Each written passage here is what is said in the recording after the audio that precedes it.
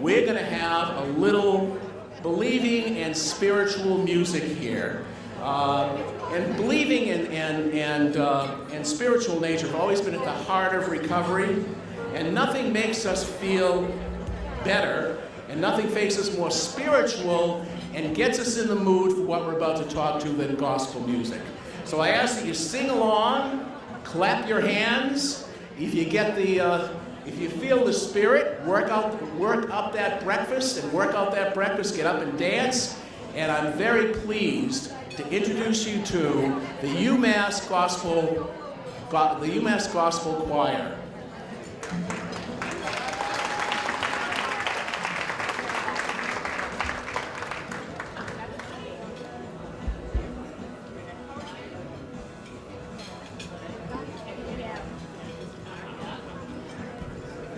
Good morning, everyone.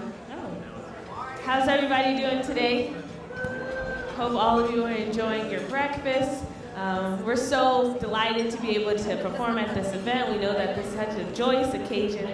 Congratulations to everybody that's been through this program and that's made it this far.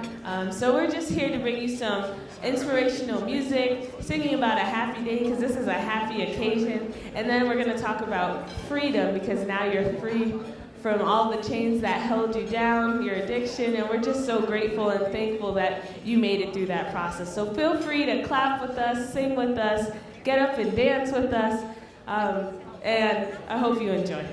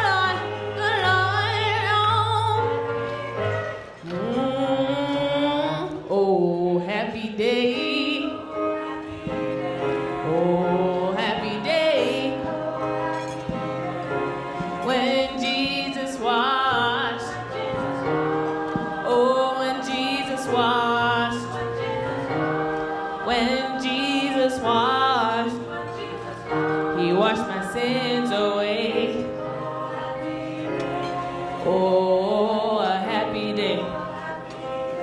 He taught me how.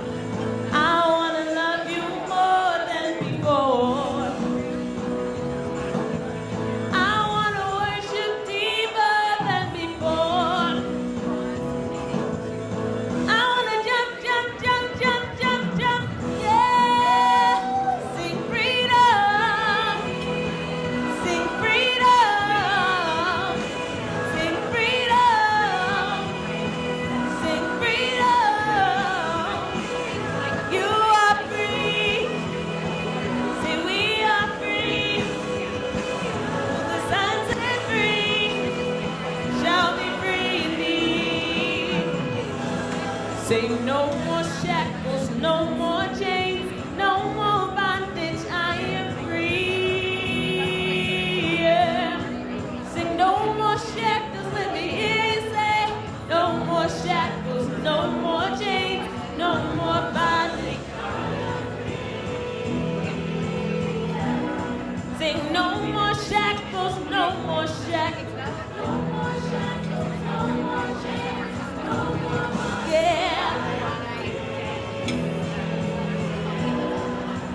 Lift your hands and help me say hallelujah, hallelujah, hallelujah, hallelujah, hallelujah, hallelujah, hallelujah, hallelujah,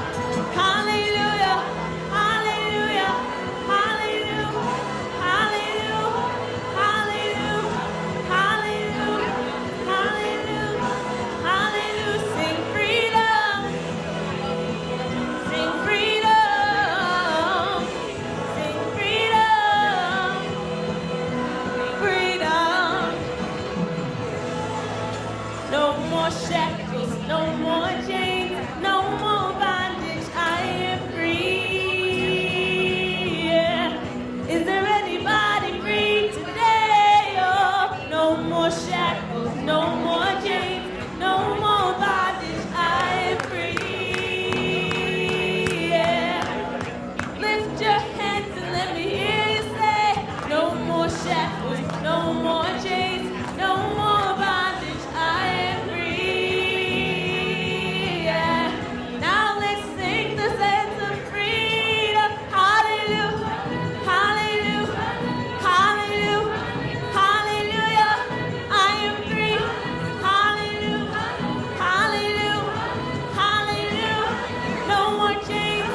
Hallelujah, hallelujah, hallelujah, hallelujah, hallelujah, hallelujah, hallelujah, sing freedom, oh freedom, sing freedom, thank you for freedom, oh freedom, oh freedom, no more chains, thank you for freedom, hallelujah.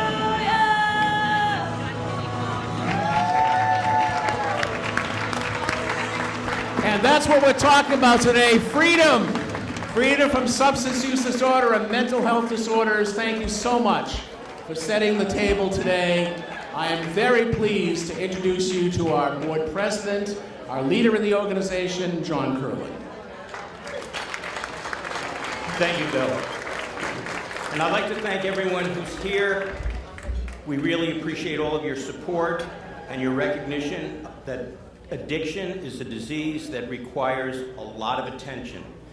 And today, we have a very interesting program. I think you're going to enjoy it. I think you'll find it both inspirational and entertaining. And someone who is both of those things I'd like to introduce at this point, and that would be our mayor, the Honorable William Bill Samaras. He's going to say a few words.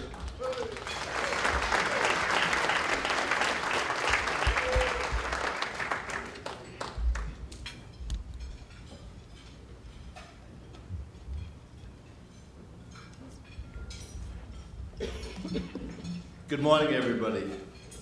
Do they know how to wake us up, the gospel choir? I was just ready to sit down there and listen. Thank you, but good morning. You know, as the mayor of the city of Lowell, I would like to welcome you all to the Lowell House Recovery Breakfast. As you know, Lowell House, under the leadership of Bill Gard, deals with the disease of addiction, alcohol, drugs, and opioids. I do not have to tell anybody in this room about those problems. Unfortunately, when we deal with the problems of addiction, this is a problem that is national in scope. And failure can seem overwhelming, especially with the opioid crisis. But it affects us all personally and directly on the local level. It is estimated that 2/3 of the families in Greater Lowell are affected in some way by the disease of addiction. So we are in the difficult situation of needing to find local solutions to a national problem. And I can say that personally. I have a grandniece that was just a wonderful girl, is a wonderful girl, but the thing is, playing in sports, going to the doctors, getting the medication, and it just led to a problem. Thank God she's recovered from that. But it does affect us all. Lowell House, is that local solution. They have been a great partner to the city on issues related to the opioid epidemic, including related issues like homelessness, which I don't need to tell anybody in this room that this is very much related to addiction. Lowell House is on the front lines of this epidemic, and the work they do is so valuable. And I want to thank you all for being here today to help support funding this important mission. It's work that seems almost never ending, but if we continue to do what we're doing, I think we can beat it because of people like yourselves. So thank you from the Lowell City Council, the bottom of my heart. Thank you very much.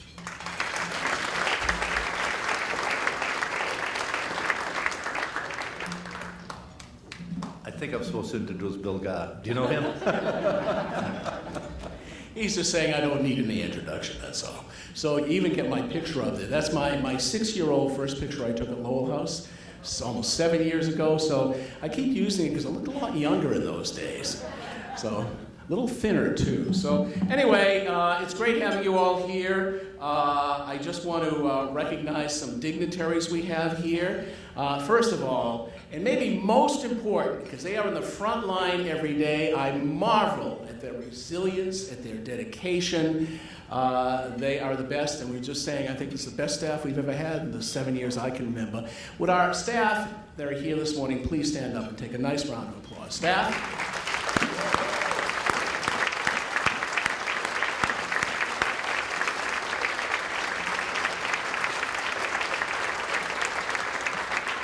Also, our board and development committee who work so hard on these things, would you please stand up and take a bow? Board members that are here. Okay.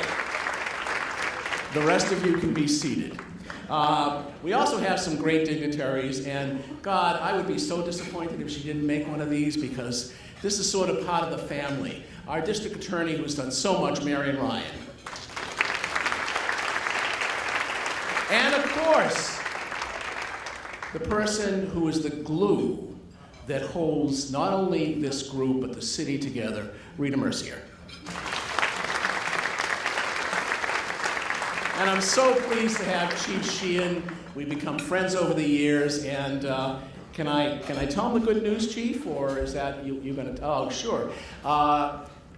They just got a $780,000 grant. Is that over 3 years?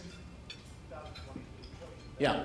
Well, you'll find out more about it. But just got a $700,000 plus grant for recovery coaches, for programs, for services in the Tewksbury, Chelmsford, and sort of that entire area there. God, we need it. Thank you so much, Chief.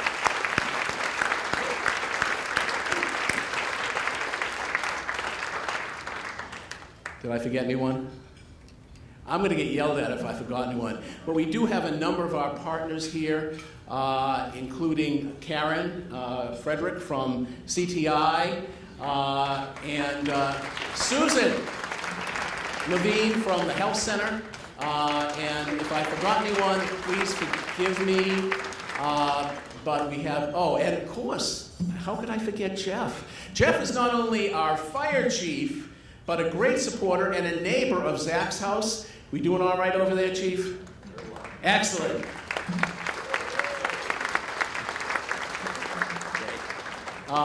Did I forget anyone else? If I did, forgive me. I'll try and catch up later. I do want to show you one thing before we begin the program. You might have noticed it when you came in. Those 3 panels are by one of our artists. We have some tremendously talented people. If you've been in our new facility, you'll see all the beautiful paintings and things we have. This is a very talented group.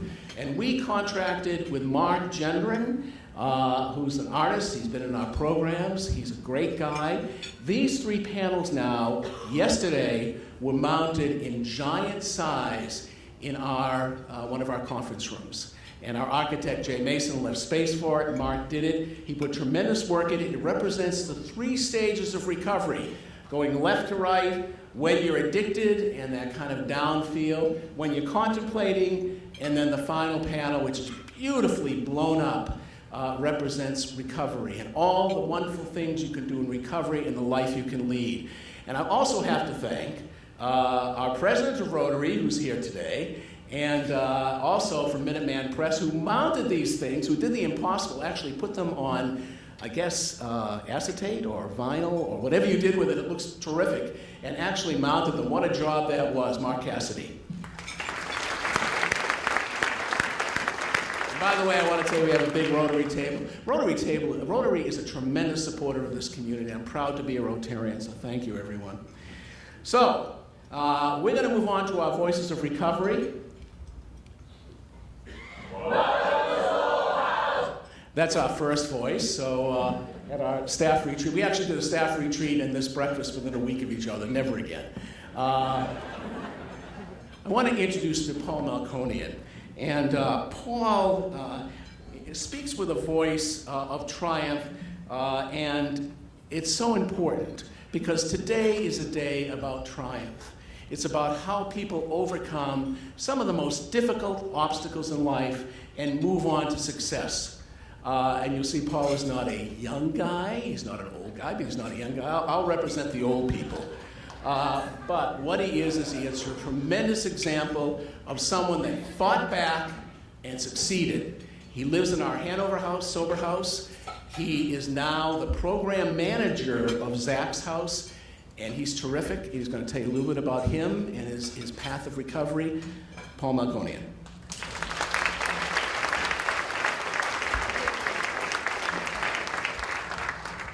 Thank you, Bill. Not a young guy, I'll remember that. Morning, everybody. A few weeks ago, I was sitting in my kitchen at Hanover House, another Lowell House facility where I live, and I was thinking about today and my remarks and what I might say. And I was being interrupted by the rather loud arguing from the really energetic couple that spends a lot of time on the bench out in front of my house. And I was struck with, first, their energy, and then how close the three of us were to being in an alternative scenario where they were having coffee in their kitchen being interrupted by my drunken ravings from the bench in front of their house. And that's the difference we can make in people's lives. A couple of different decisions, running into the right person at the wrong time, or not the wrong person at the wrong time can make all the difference in the world. Excuse me. I started using when I was 12 years old. I'm 57 years old, and I have a little bit over 18 months clean. Thank you.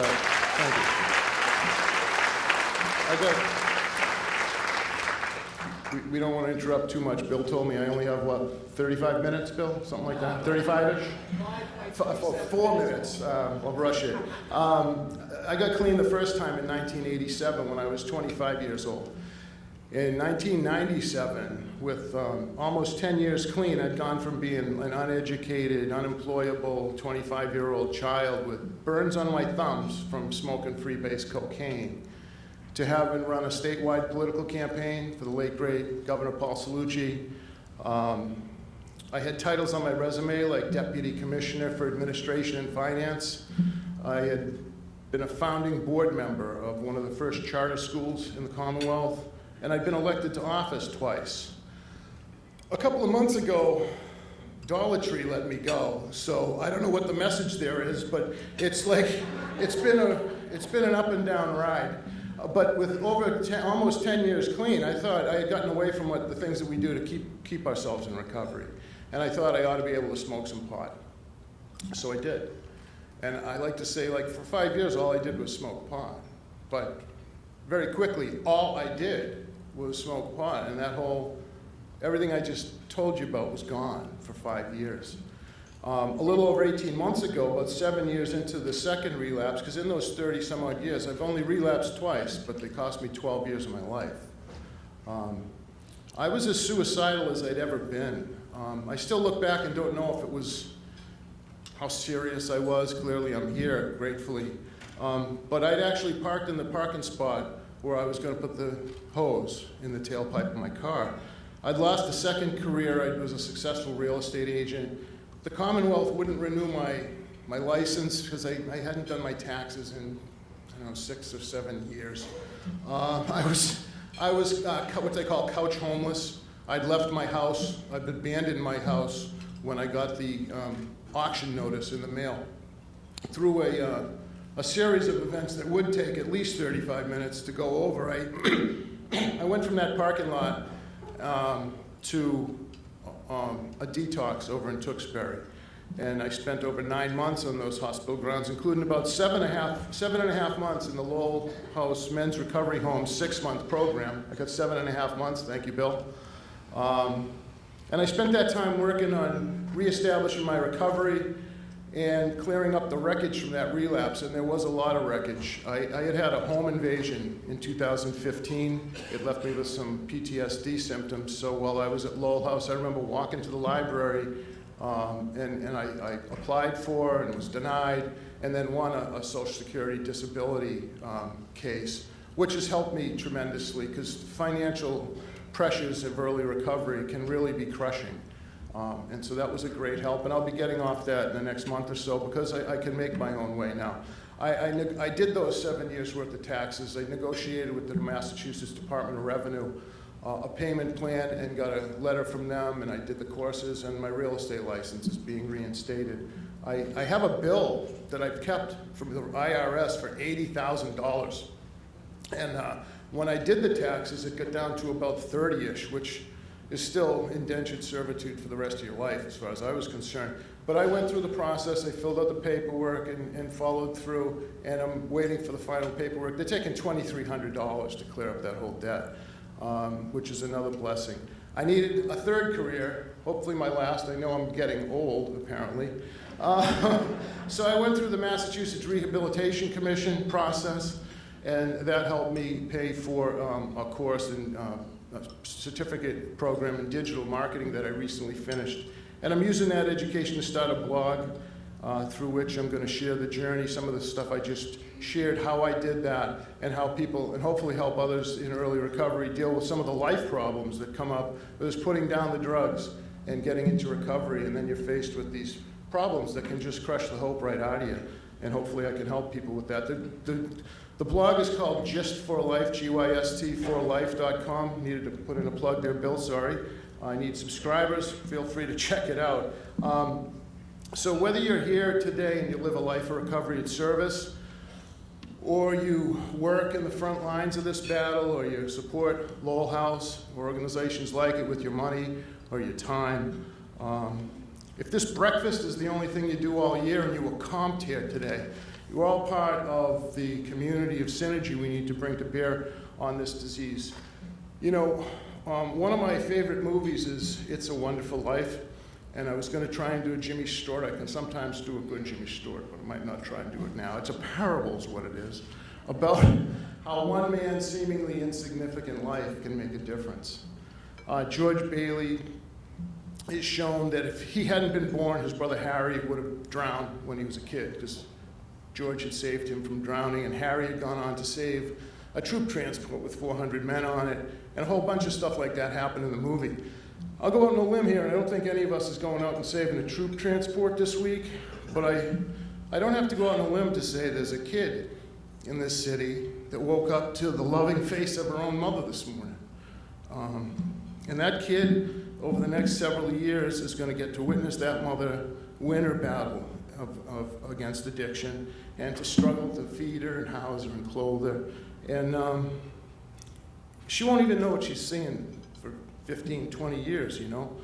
But she will know it, and it will inform how she lives her life and how she raises her kids. And that difference is going to reverberate for generations into the future.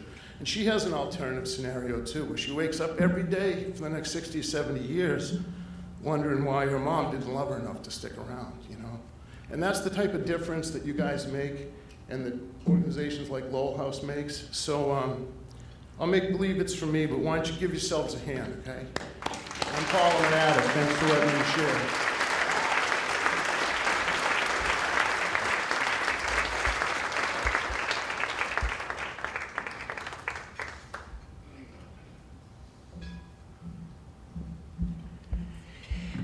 When my son was young, we used to watch Zoom. Everybody remember Zoom?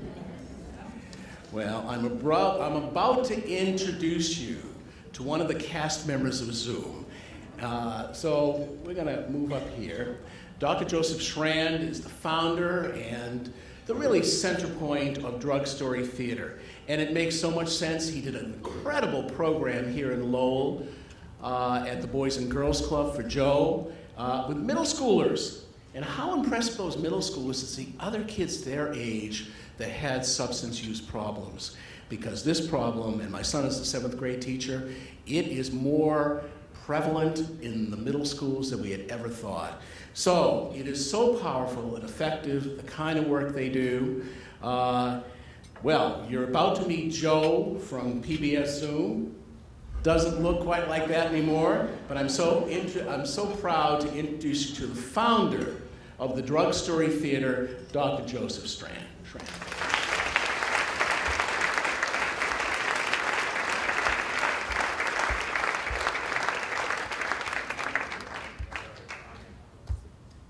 guys don't want to do a quick round of Zoom, right?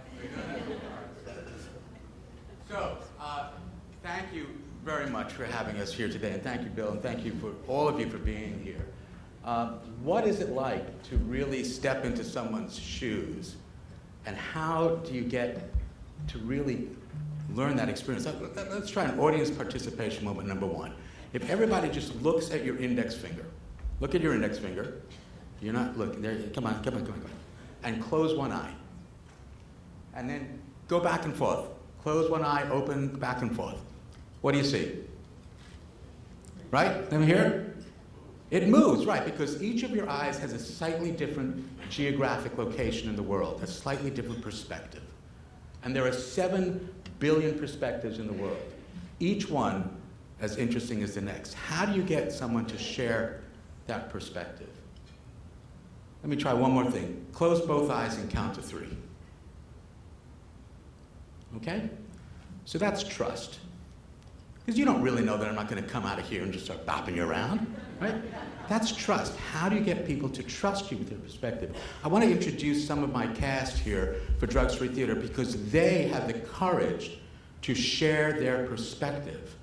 And you're going to see some of that through one of our video clips for Drug Story Theater. You'll actually be the first people to see it because we've never actually shown the video clip. We usually do live performance. So I just want to introduce real quickly Heather. Hello. Heather. Melvin.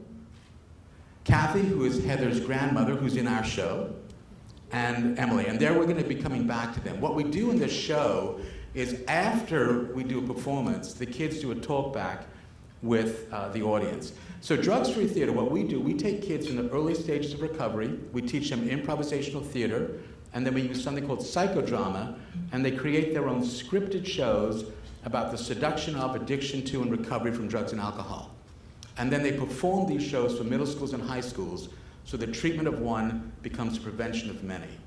In between each scene, the kids step out of character and they do these PowerPoint presentations teaching the audience about the neuroscience of adolescent brain development and why it's at such risk for addiction.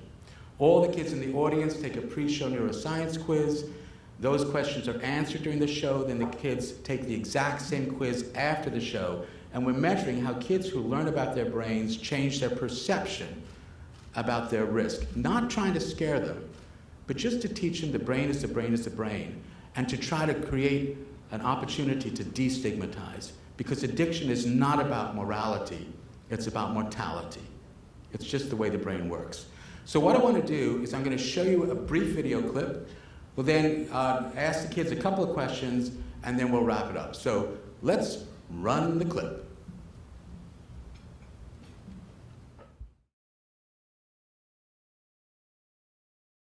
I'm Emily. Hi, I'm Shayna. And I'm Heather.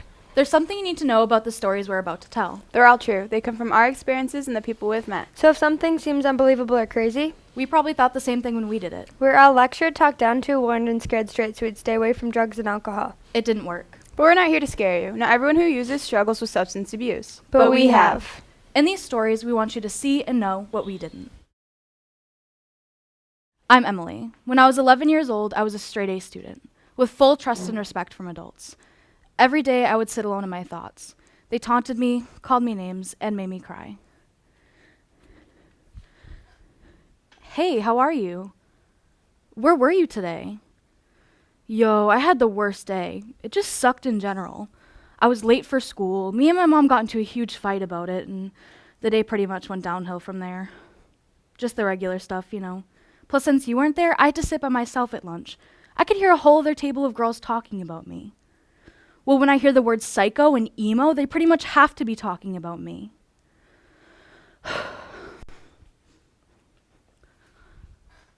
I know they're just messing with me, but still, I want to do drugs. I want to know what it's like to get high. I'm sick and tired of people not taking me seriously. If I had drugs, I'd be a badass, you know what I mean? Well, I know everyone else is doing it. Why can't we just figure out where to find it? Well, it's not like I can talk to anyone. No one will talk to me as it is. But maybe if I had drugs, I could find my people. All right. See you tomorrow. Bye. And then I had an awful, wonderful idea. Because of that, bottles disappeared, weed was found in hiding, and friends were low on Adderall.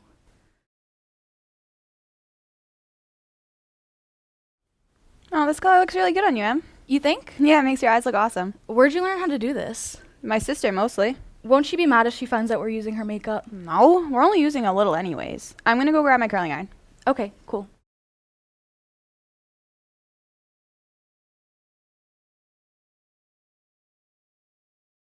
Sweet. Adderall. Been wanting to try this. What's up? Nothing. Actually, my mom just texted me. She says I have to go help my sister with her homework. Okay, see you later. Bye. Bye. And because of that, everything fell apart. One by one, I gave away the things that I truly loved and gained some things I'd regret. I spent months in and out of several hells until finally I found my heaven. I will never see addiction the same again. I'm Heather. I used to do stupid things and hurt the people I care about. This is some of my story.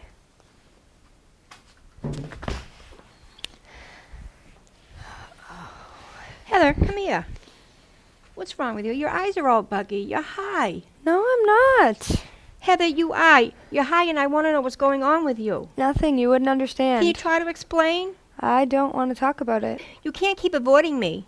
Everything is always my fault. No, it's not, Heather. I'm here for you. You need to change. You're going to end up dead or in jail. It's just hard. Hi, I'm Shayna. Growing up, I was totally against drugs and alcohol. But there wasn't anything really to do in my town. My boyfriend was drinking, so I started drinking. I started drinking a lot, and I also got addicted to smoking spice. I missed a lot of days of school because of it, and I got called into my guidance counselor's office. You want to see me? Yeah, I know, I've missed some days. So? What? No? You can't kick me out. I need to be here. Well, I guess I have something I should tell you then. I think I have a drinking problem. Well, no, I know I have a drinking problem, and that's why I haven't been here. Do you think if I get help or something, I could come back after? All right. No, she doesn't know. Well, I mean, she probably does, but not how bad it is. But I mean, I can't tell her. Could you call her for me? Thank you. Hello? Is everything okay with Shayna? What? I'll be right there. Shayna, why didn't you say something? I don't know. Really? You felt like you could tell your counselor, but you couldn't tell me? Well, yeah, I had to. They were going to kick me out of school. I could have done something. Instead, I had to hear it from someone else. I know. I'm sorry. I just didn't want you to know how messed up I was. Shayna, I will always love you no matter what. I just want you to get better. Thanks, Auntie. Show is we have a couple of shows. This one is for the middle schoolers. It's called Second Chances. Another one is for the high schoolers. It's called Price You Pay. And I just want to thank everybody here for being here this morning, but also for so many people in our state who have supported us, including all the district attorneys, Blue Cross Blue Shield. They've given us the opportunity to perform for almost 40,000 kids throughout the Commonwealth, over 100 shows, And we are looking at the data, and it is really compelling. Because kids begin to learn that these things really do have an effect. Let me just ask a question. If you start using drugs or alcohol after the age of 21, 1 out of 25 people at risk for lifelong addiction. But we will then put a slide up asking the kids in the audience, if you start using before the age of 18, that number goes from 1 in 25 to, and the slide comes up, guess here. So come on, guess. From 1 in 25 after the age of 21 to 1 in what before the age of 18? Let me hear it. Come on. Come on. 4. Who said 4? Yes. That's right. Think about that. From 1 in 25 to 1 in 4, just because of the way the brain is developing. So when we do the talk back, we may have 800 kids in an audience, and we'll have 200 of them stand up. And we'll say, this is how many kids in the room are at risk for addiction right now, just because of the way your brain is developing. It has nothing to do with morality. It's not if you're a good kid or a bad kid. It's the way the brain works. Addiction is not about morality. It's about mortality. So I want to just introduce the kids, and I'm going to ask them some questions. Normally we would have the audience do that, but Bill has told me that I have like 35 seconds total, which is really difficult for psychiatrists because, you know, we usually listen, so when we do talk, we don't shut up, so I'll shut up for a moment. All right, Heather, I'm going to ask the same question to each kid. How old are you now? How old were you when you started? What did you start with? And what are you doing these days? Heather, here, let me give you this microphone. Does this work? I'm 18 years old now. I started using when I was around 11 years old. I started with Spice, which is kind of like a synthetic marijuana thing. And now I'm doing very good. I'm a couple years sober. And I work every day. That's kind of what I do to like keep myself busy. I have like 3 jobs, and I also go to school, so that's good. And I do the drugstore theater, and I've been in this for 5 years, I want to say, 4 or 5 years. This really helps, so, yeah. So I'm going to put the microphone up to Melvin, and then we're going to go to Emily, and then come back to Kathy. Same questions, Elvin. Melvin, I'm 21 years old now. I was 14 when I started smoking weed. Where I'm at now, I'm in college, majoring in criminal justice, have a year left. I'm looking to become a police officer. Emily? So I'm 17 now. I started drinking when I was 11 years old. And what was the other question? Drinking can affect your memory. Yeah. So right now, I'm in my senior year in high school, and I'm in an internship with the Plymouth Area Substance Abuse Prevention Coalition. So I'm working with them right now, and we have a few projects going on. I'm applying to colleges, and I'm still here after 4 years. Yeah. And now, Kathy, you do not need to tell us how old you are. It's okay. And Kathy is not involved in substance. She has been taking care of Heather, her granddaughter. But you want to tell a little bit about that story and what it's like? Heather has been with me since she was two weeks old. Her and her brother, he was 7 at the time. Both their parents were have addiction problems. And she hadn't seen her mother since she was a year old. She's involved with her father, and she's doing very good now. She does work 2 jobs, plus she does drugstore theater. She's in school, and she's looking forward to starting college in January. And I'm very proud of her. She's come a long way, and I think she's at the door at the other end. And we just pray all the time that she keeps up the good work that she's doing. Thank you, Kat. She couldn't do it without you. You know, so earlier, one of our other speakers spoke about the influence. One of my phrases is, you control no one, you influence everyone. You get to choose the kind of influence you want to be. And one of the things that we tell the kids in the audience is one of the greatest risk factors for first-time substance use that puts you at risk for this lifelong addiction. One of the greatest risk factors is low self-esteem. And that everybody wants the same thing, which is simply to feel valued by somebody else. Think about every person you've ever met in your life. The common thread that binds us all is that we want to feel valued by someone else. And what is remarkable, at every and any moment in time, you can remind someone of their value. And whenever you increase your value, whenever you increase someone else's value, you increase your own. Just think about that. So, how are we doing on time? Have I got the yellow card yet? I got the red card. I got the red card. So let me try this. So this is what we would do with the kids in the audience. Imagine you're 6th graders. And what we say is, just try this. For the next 30 seconds, whoever's closest to you, just say something nice about him. Go ahead. Try it right now. Whoever's closest to you, say something nice about him. There. Say something nice. Say something nice.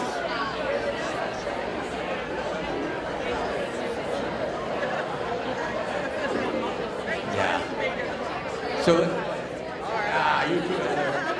let me get your attention here. And it's remarkable. It's much harder to get the attention of the 6th graders, but thank you very much. But is there anyone in the room that's not smiling right now? That's how easy it is to remind someone of their value. And we teach the kids that's peer pressure, that's positive peer pressure, and we challenge them to do that for each other because that can help them not go down that path. And then we finish a show like this. I'll say to the kids, how many kids here are going to high school? And they'll all raise their hand.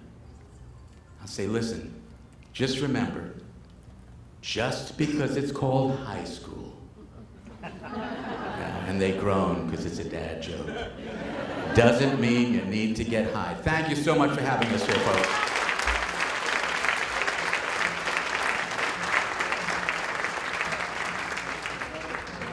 Thank you. And I hope you'll stick around, Joe and cast. After 9 o'clock, people want to talk to them. Please, another round of applause for Dr. Joseph Schran and the Drug Story Theater. When I was in Washington a few years ago, I had the pleasure of listening to 3 Kennedy family members talk about addiction in their family, and we were struck. And it was Patrick, it was Stephen Kennedy Smith, and it was Chris Lawford, who passed away, I think, last year. And someone asked them for the audience, they said, does addiction run in your family? And I think it was Patrick that said, it runs rampant. And as you know, the Kennedys have recently had another tragedy in their family. We are so fortunate to have our speaker today, Stephen Kennedy Smith. Few people understand substance use disorder and mental health issues better than Stephen Kennedy Smith. He is the son of Gene Kennedy and the nephew of Jack and Robert and Tenny and multiple generations. As a lawyer, professor, and entrepreneur, he has made a major impact on addiction services. We're working right now with one of his companies, Pear Therapeutics, on an app that helps follow clients and helps keep clients in recovery.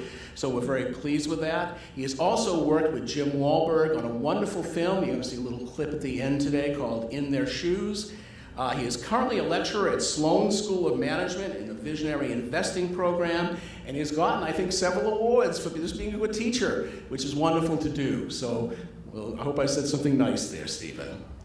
Anyway, we're very glad to have him, and would you please welcome Stephen Kennedy Smith.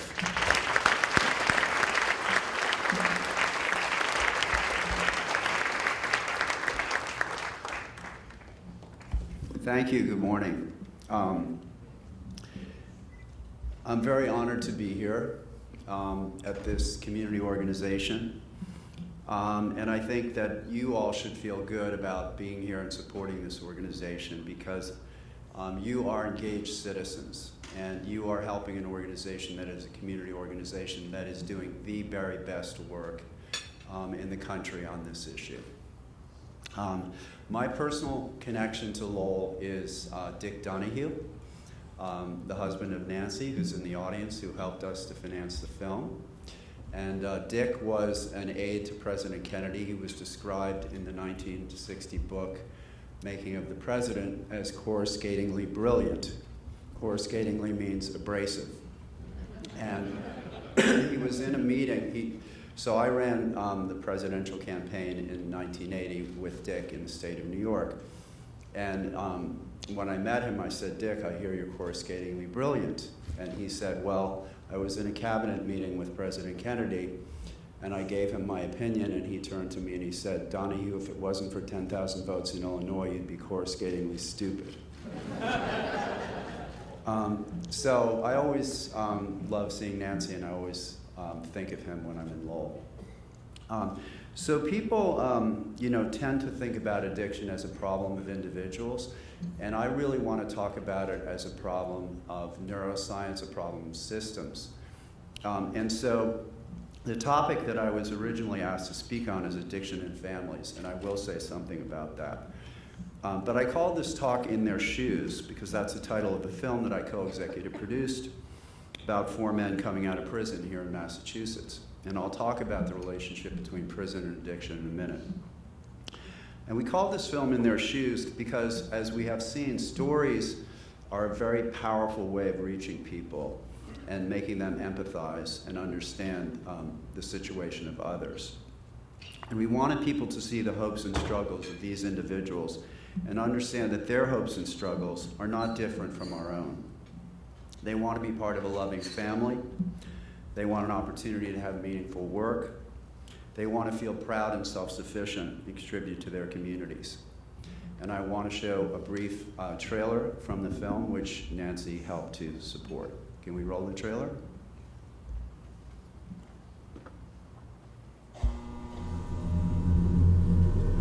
You know, everybody has a story to tell. But how do you tell that story? Why am I investing my time in your story versus somebody else's story?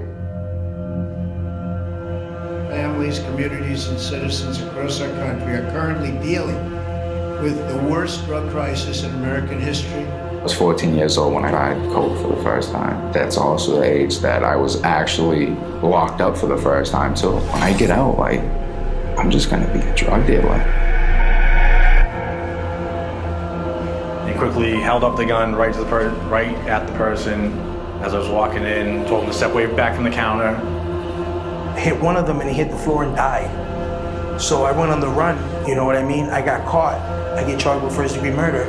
I was told that the judge he wouldn't accept a plea agreement for me of anything less than a second-degree life sentence. What we do in the room is we start with literature, and we start with poetry, and we start with an excerpt of writing, and we let that discussion lead us in whatever direction it goes. Issues that people face when they're coming home have to do with being able to find ways to participate.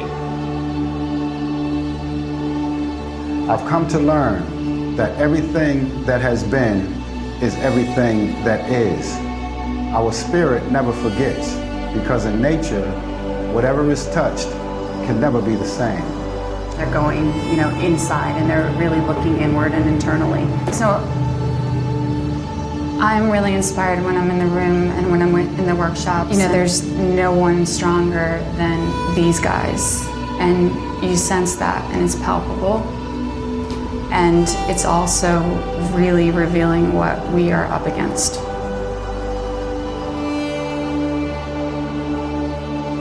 When a person writes about an upsetting experience, what it does is it almost forces them to bring together these various parts of it and starts to organize it and simplify it in a way that keeping it a secret never seems to work.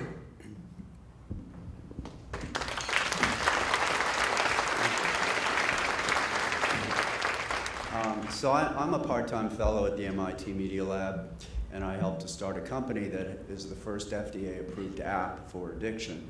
But I also chair this nonprofit, which is called Writers Without Margins.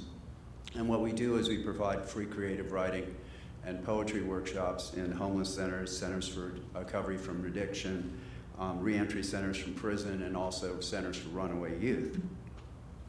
And you may ask, why do we do this work and what is its effect? Well, it turns out that the practice of evidence-based creative writing has been shown in multiple health conditions, and I think theater is another way of doing this to improve outcomes in cancer and behavioral health and other illnesses. And the reason that is so is, as we know from the work of the Nobel Prize-winning biologist E.O. Wilson in his book, The Nature of Human Existence, and the work of the noted world historian Yuval Noah Harari in his book, Sapiens, the human species is the only species that organizes itself both individually and collectively around narrative, otherwise known as stories. And these stories that we tell ourselves about who we are as individuals and who we are as a people are what shape us and what shape our culture. And I think we have all personally seen how these stories can be weaponized to divide us, or how they can be used to connect us. And in the words of Robert Kennedy, tame the savageness of man and make gentle the life of the world. And it may seem like there's a difference between the stories of the men in this film and my cousin Sheersa, who died this year. Can we show a picture of Sheersa? But there isn't. Because addiction is about families, but it's also about systems and societies. And I learned a lot in the process of filming and producing this documentary, and we end the film with 3 statistics. The United States incarcerates the highest percentage of our population of any civilized nation, more than 2% of our population. An African American is 6 times more likely to be incarcerated, and a Latino 2 times more. And people coming out of prison, because of stigma and getting jobs and housing, because they have a low tolerance for opioids at that point, it means they are 130 times more likely to have a fatal overdose when they come out of prison. And this is why a treatment program like Lowell House is so essential, because it is saving lives every single day. And if they don't get that help, they may die. And here's the other statistic that for me is the most compelling of all. The most recent 2018 study by Northeastern tells us that 80% of the people incarcerated in America have passed through the foster care system. 80% of the people in prison in America have passed through foster care. 3 out of 4 of the guys in this film were in foster care. So, and 70% of the people who have a parent who's been incarcerated will follow in their footsteps. So there's clearly a relationship between early childhood trauma, addiction, mental health, crime, and incarceration. And if there's anything we can learn from the addiction crisis, from the incarceration crisis, is that we need to take better care of our children. We need a better foster care system. We're failing our children, and then we're punishing them by putting them in jail for our failure. According to the Harvard Guide to Psychiatry, we know that the loss of a parent is the #1 risk factor for psychological problems in adults. This is why so many kids from foster care end up in behavioral health and addiction problems. In my own family, following the loss of their father in 1968, in subsequent years, 4 members of the RFK family had addiction problems, and one of them, my cousin David, died of an overdose. And just this year, the granddaughter of RFK and the daughter of one of those individuals also died. So we know that this is not a problem of individuals, it's a problem of systems. It's a problem of over-marketing of drugs. It's a problem of the failure of the foster care system to give people an opportunity to succeed. And so these are problems that we can address. And we know that it's also a problem of not having adequate treatment for people who need help and of stigmatizing those people. And we know that organizations like Lowell House are on the cutting edge of solving that problem. So you should all be very proud to be here this morning. I'd like you guys to give yourselves a hand.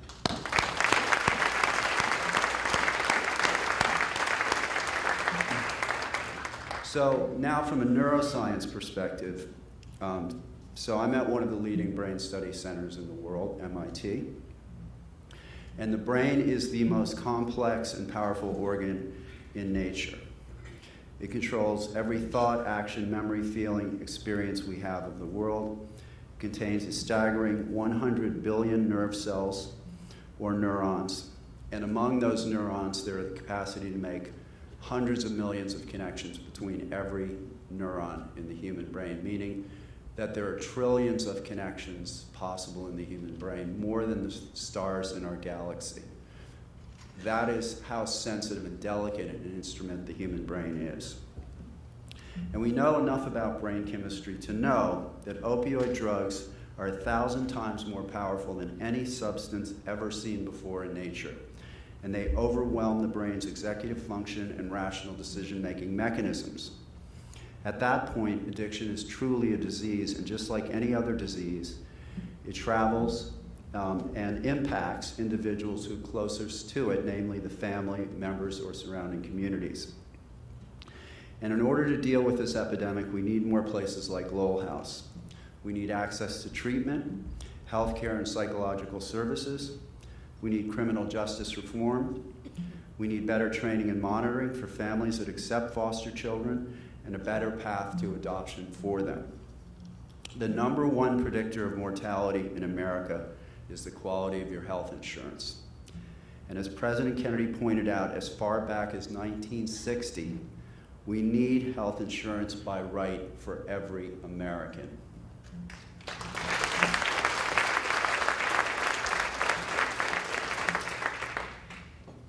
And I think particularly at this moment in time, above all, what we need in this country is what Robert Kennedy called for in 1968 on the back of a flatbed truck in Indianapolis, the night Martin Luther King was killed. What we need in this country is not division. What we need in the United States is not hatred. What we need in the United States is not violence or lawlessness, but love and wisdom and compassion towards one another, and a feeling of justice for those who still suffer within our country, whether they be white or whether they be black.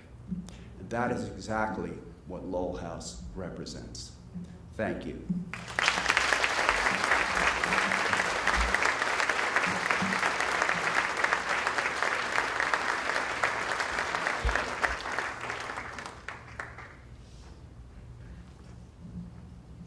So we have a couple of minutes here. By the way, the food is still out there if you're still hungry. But if we have any questions of Stephen, let's take a minute and do them. Anybody have a question? Now, don't be shy now. It's a very friendly group. We're all family. Anyone? Yes.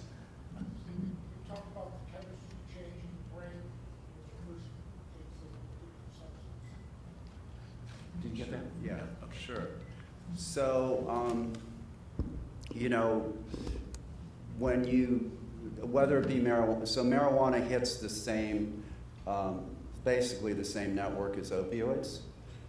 So what you're doing is when you're taking an opioid, you are dysregulating the brain's normal serotonin uptake network. And so that's why you get the cravings. You're essentially destabilizing the brain. And once you've destabilized the brain wants to get back to homeostasis, and the only way it can get to homeostasis is to take another drug. And the problem with these synthetic opioids and opioids that are pharmaceutically produced in general is that they're so potent that the opioid receptor system just overwhelms executive function decision making. And that's why it's characterized as a disease. But I have to say, you know, I'm against the legalization of marijuana. I think I'm for decriminalization, but I don't believe that marijuana should be advertised and sold and marketed to young people just like they're marketing these vaping pipes. And the clinical data on marijuana is that 1 out of 5 people who uses marijuana, it becomes a habitual user, meaning more than 3 times a week. More than 3 times a week over a period of time. They know affects IQ, it affects working memory, motor function, memory, attention, sexual function, sleep. It's not a benign substance in my opinion. There's a reason why Harvard Medical School opposed the legalization of marijuana. I think decriminalization, absolutely. Other questions? Oh, you have over here? You can shout it out. But we got a microphone. I'm wondering if you believe that there is an optimum age to educate people on the neuroscience of the brain and how substance use affects the brain. Yeah, I think adolescence is the way to go, because that's when people start to develop their identity, feel the desire to make independent decisions, and that's the time in which actually human decision making is the poorest. Because of the structure is probably the reason you asked the question. Because of the structure of the adolescent brain, adolescents are more likely to take unwarranted risk than adults, just biologically speaking, because the formative executive function networks are not fully developed. And that's why so many people get into problems with substance abuse during adolescence. So I think it'd be great to educate people, at the time that most people are doing it, which is in early high school years. Was there somebody in the back? Yes, I just wanted to address the fact that you mentioned about incarceration and overdoses. As a result of the CARE Act, Habit OPCO, which is the organization that I work with, we have been diligently working.